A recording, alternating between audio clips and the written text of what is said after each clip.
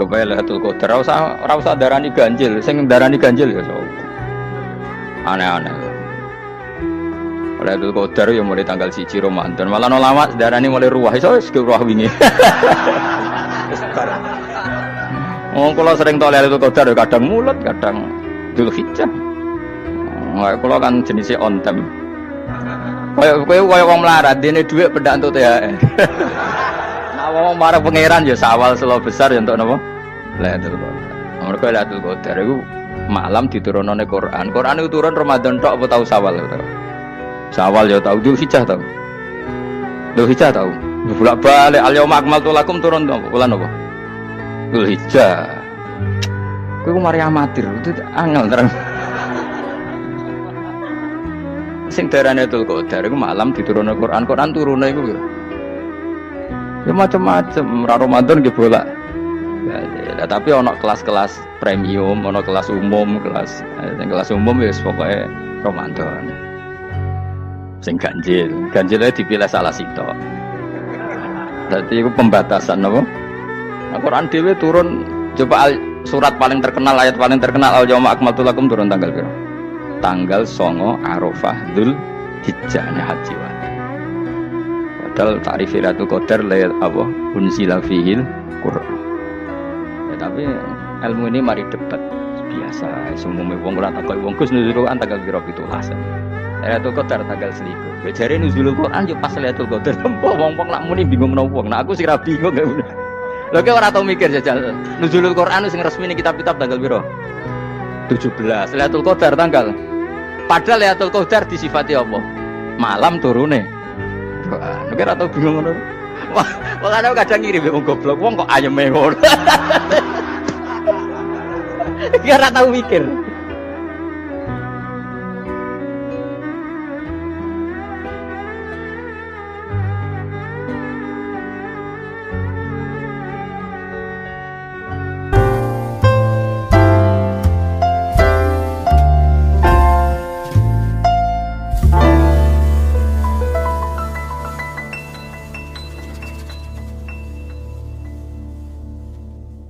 Pokoknya sing ora hafal Quran lah, ibu-ibu hafal.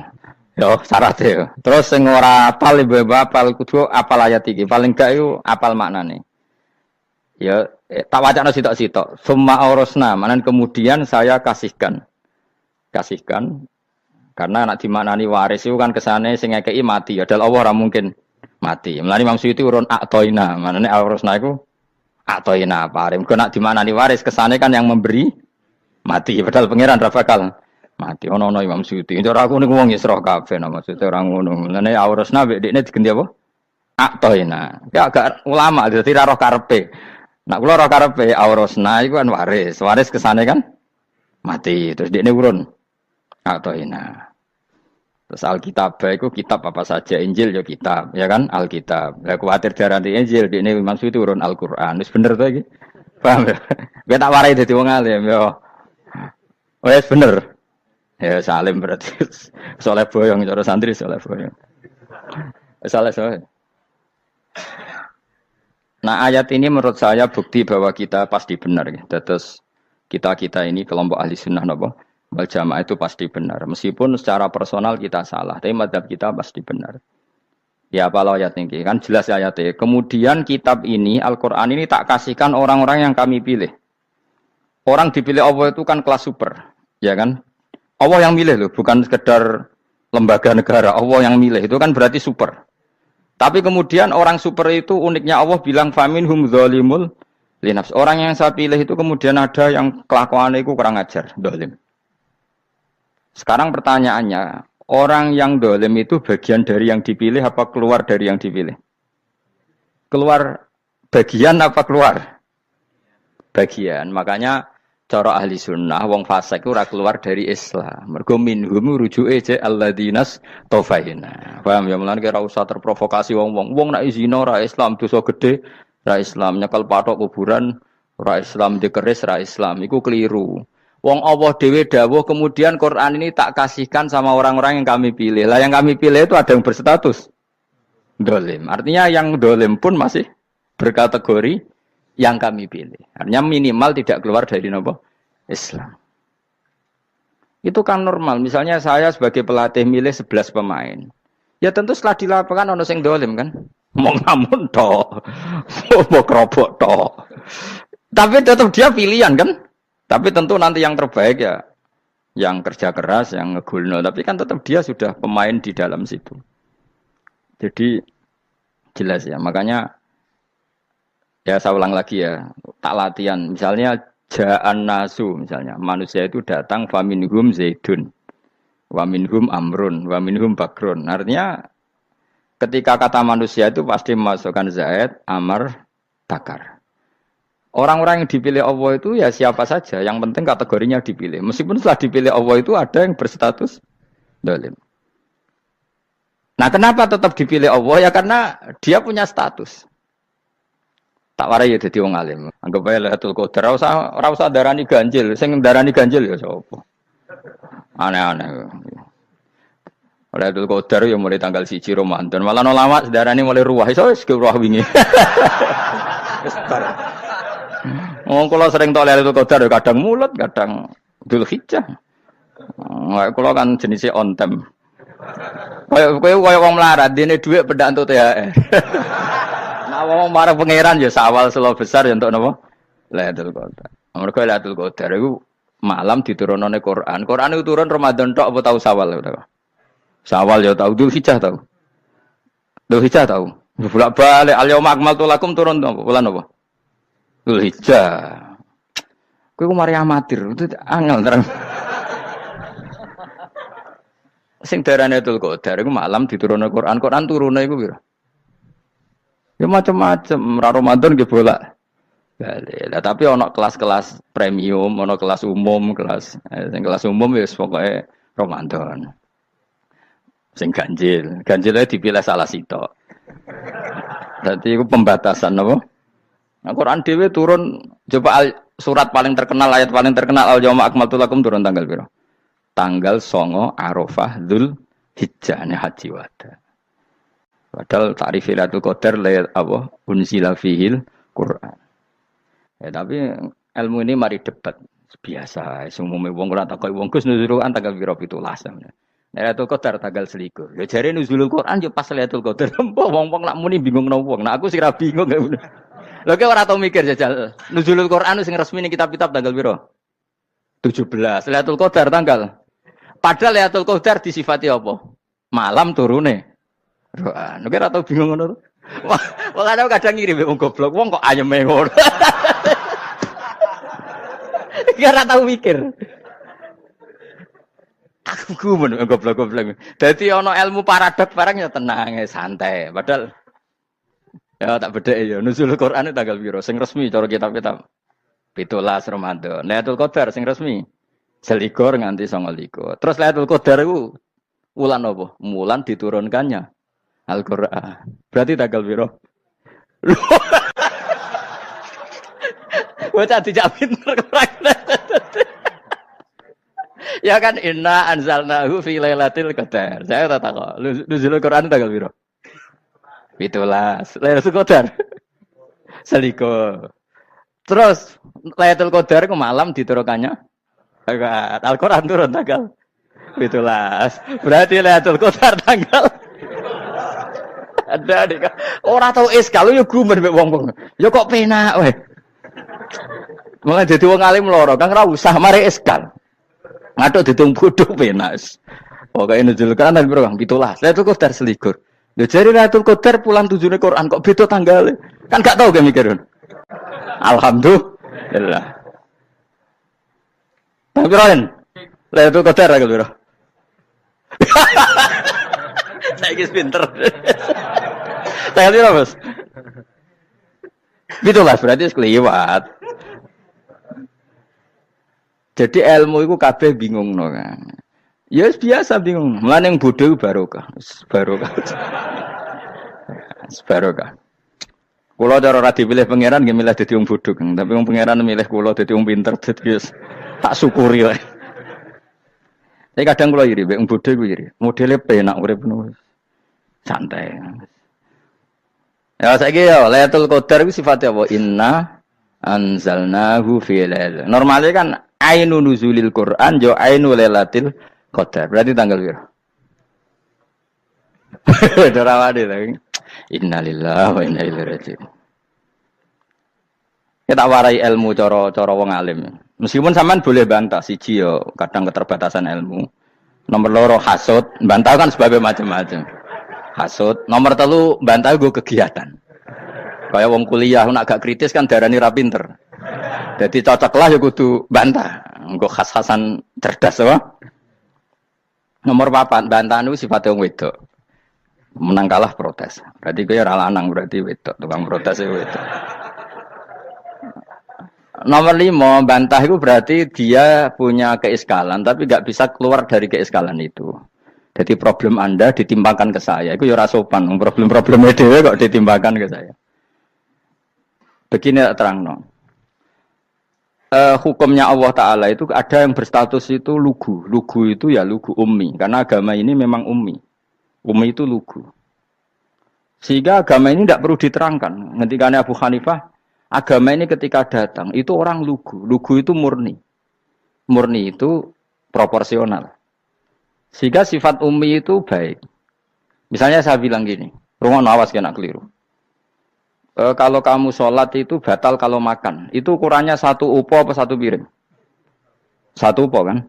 Itu sudah batal. Terus kalau saya bilang gini, Cong nak tamu keimangan, itu 1 piring tak 1 upo. Ndak jawab ya?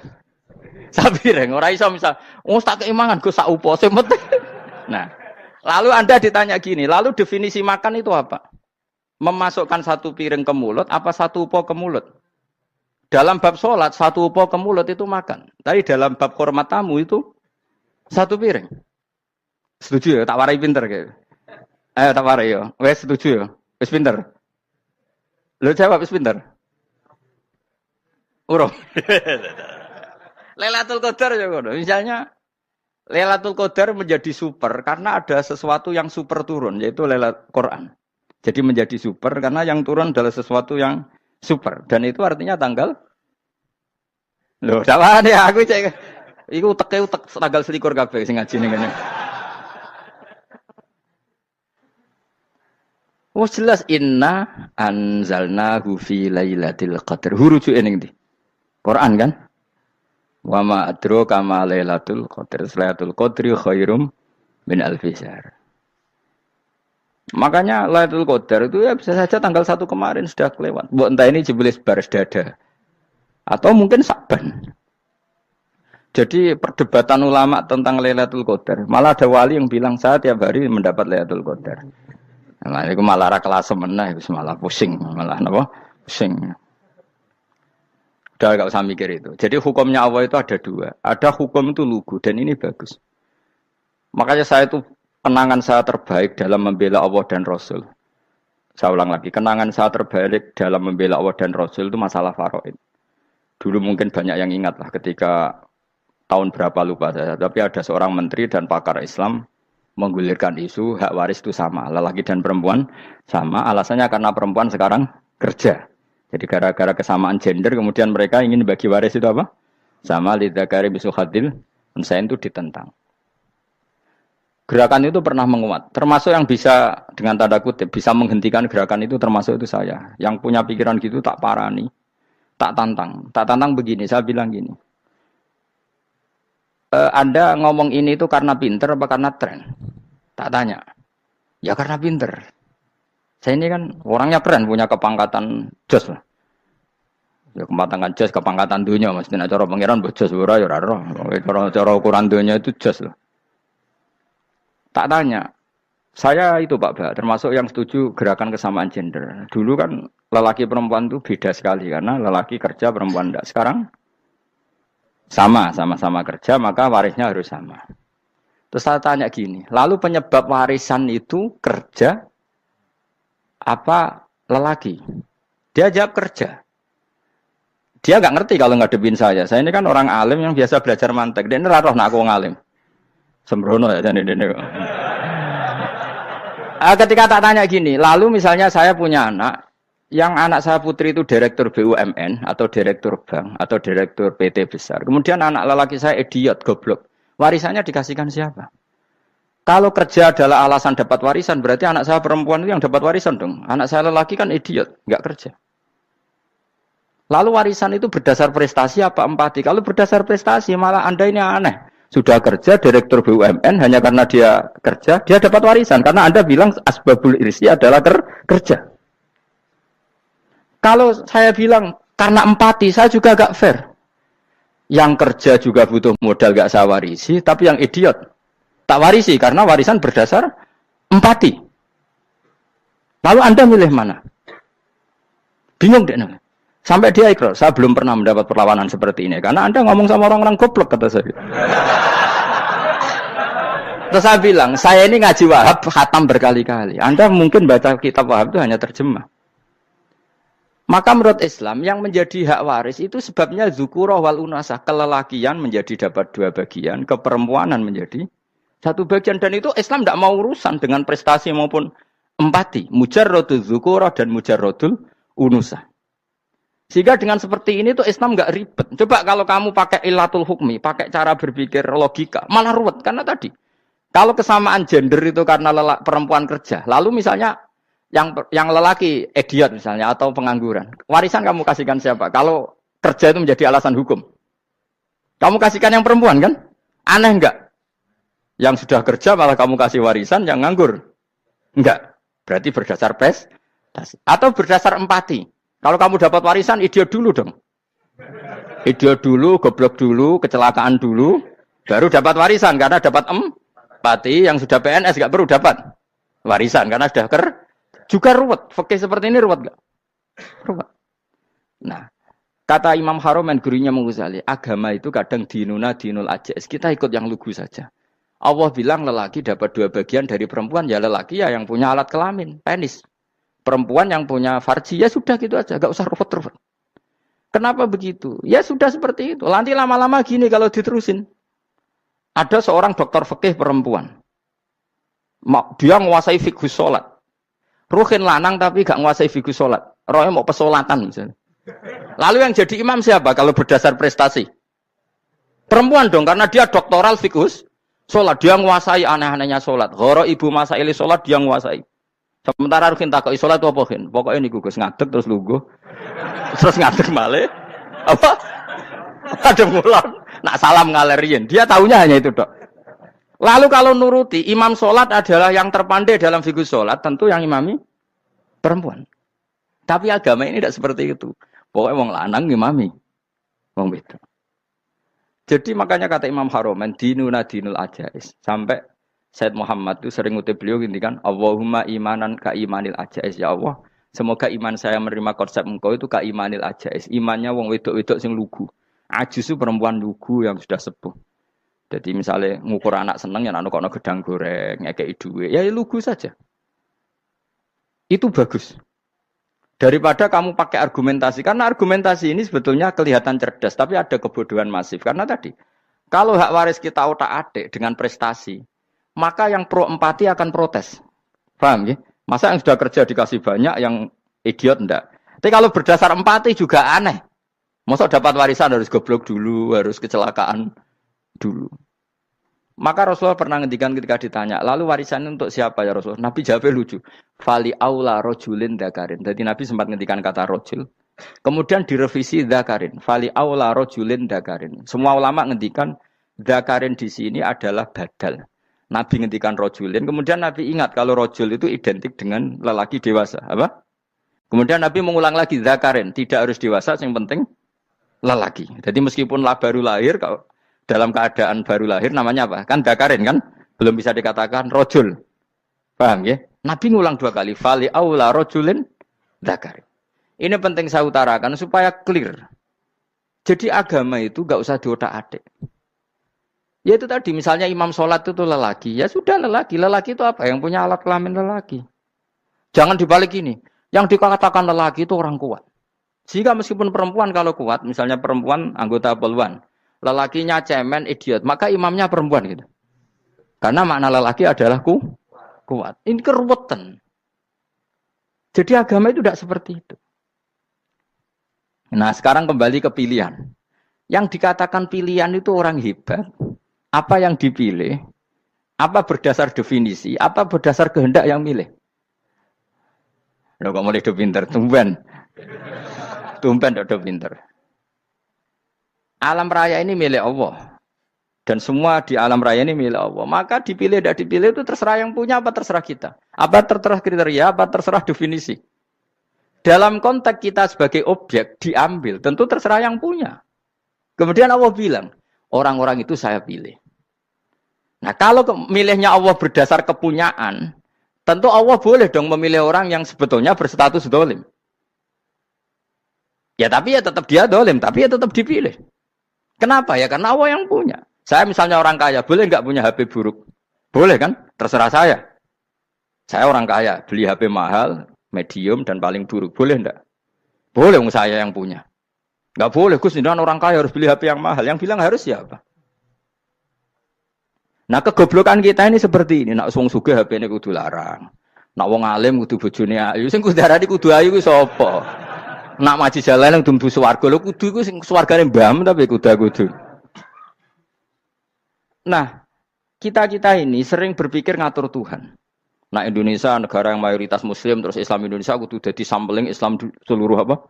Dunia. Ya ora usah sombong ngono, ya keben mayoritas juga wonge kakean ngono ae ora perlu GR jadi sampling percontohan Islam internasional ora perlu ngono. Lah misalnya terus dadi contoh misalnya nang Masjid Haram niru Jumatan ning Indonesia berangkat mbek do rokokan. Bariku tekike diusep-usepno ning pojok pager. Lah misalnya wong Mekah terus do ngono kabeh karena mencontoh Islam Indonesia. Kacau gak? Ora usah GR ngono biasa wae. Napa? Biasa wae. Terus misalnya mencontoh Islam Indonesia, Indonesia anak ziarah Wali Songo terus tahlilan nunggu nganti setengah jam. Lah terus raudhah dikepung ngono rak macet Mekah Madinah. Mergo agar ziarah Nabi terus lungguh apa? Sak jam. Nak ning wali sak jam ning Nabi 2 jam lah kira-kira gitu. Ya malah nganyak Kanjeng Nabi to. Nabi sekaruan Afdhalul Khalqi mbok dongakno wa maghfir lahu warhamhu. Niku malaikat sak langit misah. Ya Nabi kok dongakno di sepuro. Kowe tapi ya butuh sepuro. Enggak boleh doakan Nabi gitu enggak boleh. Wa sholli ala sayyidina Muhammad wa ala alihi enggak boleh pakai ighfir lahu. Masalah kita tahlilan apa alam donga iku terus kamu gunakan. Ya misalnya terjadi percontohan Islam dunia terus Nabi kapundhut ditalkin, nak ditakoki waman rabbuka piye. Terus Nabi warai waman nabiyuka. Mesti Nabi yo pro, lah aku Nabi jebuk takoki. Jadi kita ini sering kumo luhur karena kita mayoritas terus jadi percontohan Ora usah ngono. Paham ya napa? Ndak usah ngono, mayoritas sae, tapi ora usah GR jadi apa? Percontohan internasional. Mungkin kalau masalah Islam damai ya bagus, tapi itu kan tidak hanya Indonesia. Di mana-mana yang Islam damai juga banyak dan yang tukaran juga banyak. Toh yang tukaran nggak pernah maklumatkan diri ini percontohan janda. Ya biasa saja. Saya ulang lagi ya. Maka menurut saya nggak akan benar pendapat Khawarij atau pendapat Islam yang keras bahwa orang dosa besar itu keluar dari Islam. Karena ketika Allah mengatakan, kemudian aku pilihkan kitab ini, tak kasihkan orang-orang yang saya pilih. Itu diantara yang pertama adalah, meskipun mereka sebagian tetap zalim. Artinya tetap zalim itu tidak menjadi dia keluar dari status Islam. Paham ya? Sekarang saya tanya, yang dikatakan warga Indonesia itu siapa? Ya siapapun yang bergeografis di Indonesia, lahir sebagai akte Indonesia, ya orang Indonesia. Kemudian ada yang penjahat, ada yang maling, kita penjara. Apa dia keluar dari kebangsaan Indonesia? Enggak kan? Sama ketika orang Islam menjadi zina dan fasik koruptor, keluar dari Islam enggak? Enggak. Karena Allah tetap bilang faminhum. Apa? Faminhum. Jelas ya? Wes kayak gak ngarah Khawarij. Kenapa? Kalau Khawarij cara berpikir itu ekstrim. Setiap dosa besar itu mengeluarkan orang dari status Islam. Oh, itu bahaya sekali. Karena nanti kalau itu iya, kita akan kehilangan banyak orang nopo Islam. Makanya Nabi nanti ngendikan, saya berharap yang nanti masuk surga dari umatku itu separuh, 2/3. Itu kata ulama-ulama. Kalau kita pakai mazhab Khawarij, orang Islam itu tidak sampai 1/3.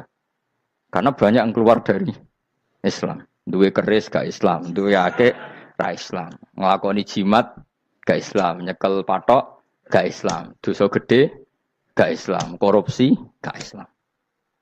Terlalu banyak yang kita usir dari Islam. Lalu kita ngusir atas nama apa? Coba. Kalau atas nama Tuhan kamu tidak Tuhan. Atas nama wakil Tuhan, Tuhan tidak pernah mewakilkan ke Anda. Orang-orang mandate. Yang kita tahu dari Quran ya ayat ini, tsumma awrasnal kitabal ladzi nastofaina min ibadina. Kemudian kitab ini tak kasihkan orang-orang yang saya pilih, dan orang yang saya pilih itu faminhum zalimul li nafsi. Dan sebagian dari itu adalah orang zalim, dan itu jelas bagian dari itu. Artinya keluar apa masuk? Keluar apa masuk? Masuk. Meskipun ya yang zalim tetap berstatus zalim, kayak warga Indonesia, ini semua warga Indonesia. Paham ya? Yang maling ya tetap warga Indonesia. Meskipun ya tetap maling. Jelas ya? Tenan ora ya? Makanya ahli sunnah itu pendapatnya falam nukafir mu'minan bil wisri. Kita tidak akan mengkafirkan orang mukmin hanya karena melakukan dosa. Kenapa ya? Karena Allah bilang faminhum setengah sangking itu masuk bagian. Dan itu luar biasanya Allah disebut istofaina. Tetap orang-orang pilihan. Maka ini penting saya utarakan supaya kita ini tidak sok-sokan. Terus yang zalimul li nafsi pun potensi dimaafkan sama Allah. Asal dia tobat, dan tobat itu sama Allah nggak ada batasnya. Malam yughur sampai apa? Nafas apa? Terakhir. Dan kadang orang itu sebetulnya nggak niat tobat, cuma ada perilaku tertentu sehingga dadian Allah itu simpati. Itu juga banyak yang diterima tobatnya Allah. Makanya kata ulama-ulama itu, istighfar itu tidak syarat diampuni. Yang menjadi orang terampuni itu kehendak Allah. Istighfar itu bagian kecil dari syarat-syarat itu. Bisa saja orang tanpa istighfar tapi diampuni Allah. Misalnya Allah dawuh, wa yaghfiru ma duna dzalika limay yasha. Itu bukan limay yastaghfir tapi limay yasha. Contoh masyhur kan, kamu pernah dengar kan ada orang nakal itu, mumisah itu ya kira-kira lonte atau apalah. Dia datang pulang ketika melihat anjing ngeleti pasir, dia berpikir ini kehausan kayak saya. Kemudian dia turun ke sungai memberi minum anjing itu, kemudian Allah memaafkan dia karena itu. Pas itu di semua hadis riwayatnya dia tidak pernah istighfar. Telah punya perilaku yang menjadikan dia diampun. Banyak enggak seperti itu? Banyak, makanya wa yaghfiru ma duna dzalika limayasa. Mayasa itu ya yang digedaki Allah. Bisa saja kalian ini sering istighfar tapi enggak dimaafkan Allah. Tapi delala punya satu perilaku yang cara Allah itu penting, kemudian dimaafkan. Kayak Saharatu Fir'aun, itu dia tidak pernah istighfar, tukang sihir Fir'aun. Dia diampuni Allah, dikasih iman tuh gara-gara jadi wong Jogja. Terus ngono tok. Jadi pas mau duel adu sihir. Iku dalah dekne mendingan ya. Qalu ya Musa imma antulqiya wa imma annakuna nahnul mulkin. Monggo jenengan riyen napa kula riyen. Dadi gara-gara dekne didikan Jogja niku. Lah wong ape duel, mestinya tarung itu semakin cepat mengambil kesempatan kan semakin menang. Ini sudah jelas tarung. Ngapunten jenengan riyen napa. Lha iku pangeran itu terus simpati. Wong kok sopane ngono apa? Akhirnya Allah memberi iman gara-gara apa? Imma antulqiya wa imma annakuna nahnul mulkin. Monggo jenengan riyen. Lah Musa juga Allah juga enggak terima kalau nabinya kalah sopan.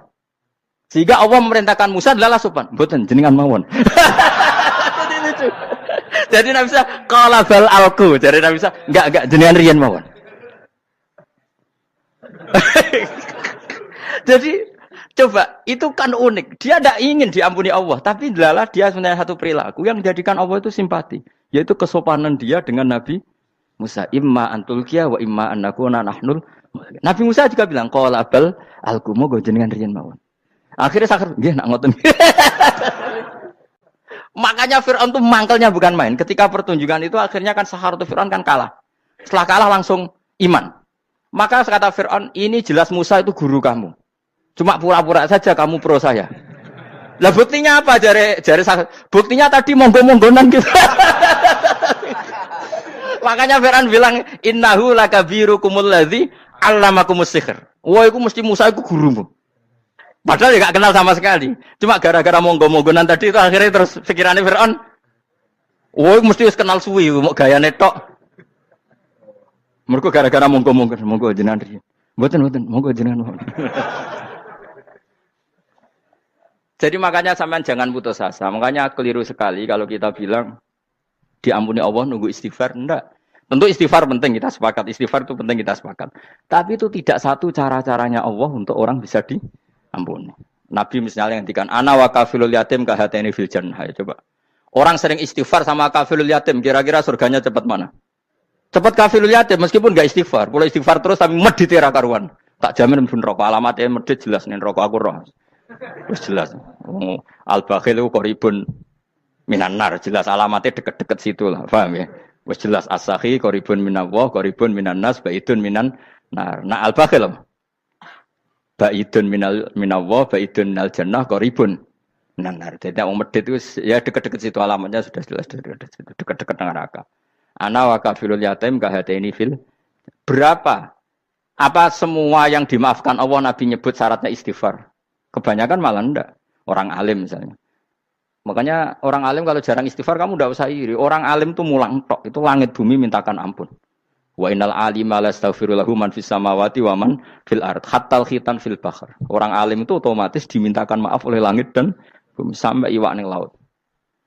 Mulane jendur aku sebab jarang istighfar. Aku sing istighfar iso akeh sembrono. Langit bumi no. Mulane kula nu jarang istighfar bukan karena saya sombong, memanfaatkan istighfar mereka, no? Dan saya yakin itu lebih mandi timbang istighfar saya. Ngon koman fis samawati nglebokno Jibril, Mikail. Orang-orang keren napa makhluk-makhluk napa keren. Saya baru cari hadis yang wa innal muta'allim sing ijek belajar tapi belum ketemu. Nanti kalau ketemu tak kasih tahu apa?